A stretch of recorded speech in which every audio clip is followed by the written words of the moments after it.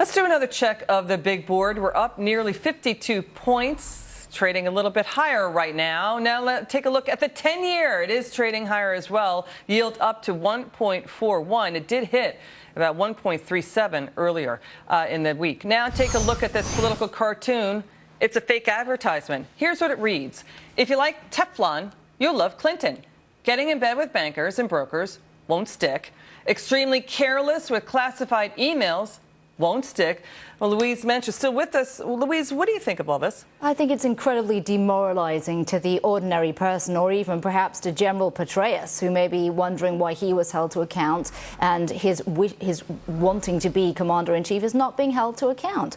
There's one rule in America, apparently, for big people and another rule for little people. That doesn't seem to me to be the American way. You know, here's the thing. When you back up and you look at this story and you read what's been going on, what was the intent to even use, by some accounts, 4 email servers that had no security? In fact, Hillary Clinton in and around 2001 said at a fundraiser to somebody that, you know what, why would you do emails? As much as I've been investigated, why would anyone, why would I ever want to do email? I mean, that's the intent right there, right? This is somebody who'd like to be the President of the United States, who thinks that she is above the law, that she does not want to open her emails to scrutiny. And I always knew that it was going to go down this way, because after the 2 planes parked together and the cute little meeting between Bill Clinton and Loretta Lynch, I think we all knew which way it was going to go down. The Obama administration is deep in this. They were always going to whitewash Hillary, because as president, he knew what his own Secretary of State was doing. If they'd gone after her, they'd have to have gone after the president as well. So you think it's demoralizing overall, right? Totally demoralizing. All right, our next guest heading into the hearing in just 15 minutes' time.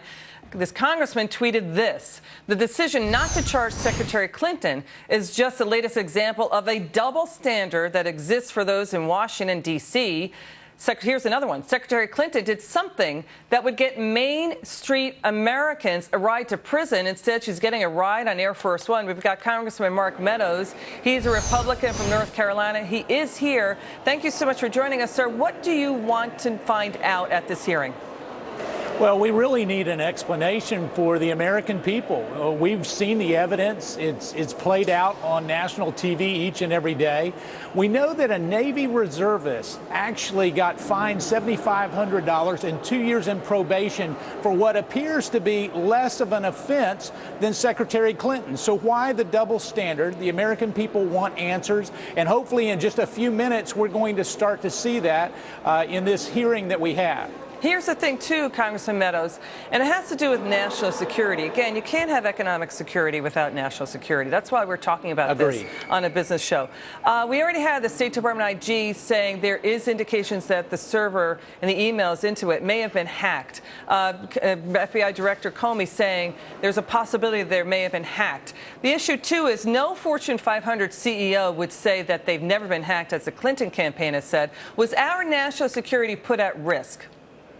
Well, obviously, I believe that it was put at risk. It certainly was put at risk. Whether there was actually a breach or not, obviously the jury is still out on that. But, you know, so many of us are focusing on what Director Comey didn't do, and that was recommend prosecution. But what he did do was lay out a whole lot of areas where either Hillary lied to the American people or gave false testimony, or indeed put our national security at risk. That's why I joined the Speaker in calling for her classified clearance to be revoked at this point. If she can't handle it in a responsible way, then we need to make sure that we take the actions on our end to call on the appropriate authorities to make sure it's protected. Right, Congressman, and the FBI director said, he did say that anybody who done similar, made similar actions would have been sanctioned administratively and via security clearances. So we're excited that you came on the show. We'll be watching it very closely. We'll be watching your questions as well. Thank you so much, Congressman Meadows. So good that you joined us. Appreciate it. Thank you.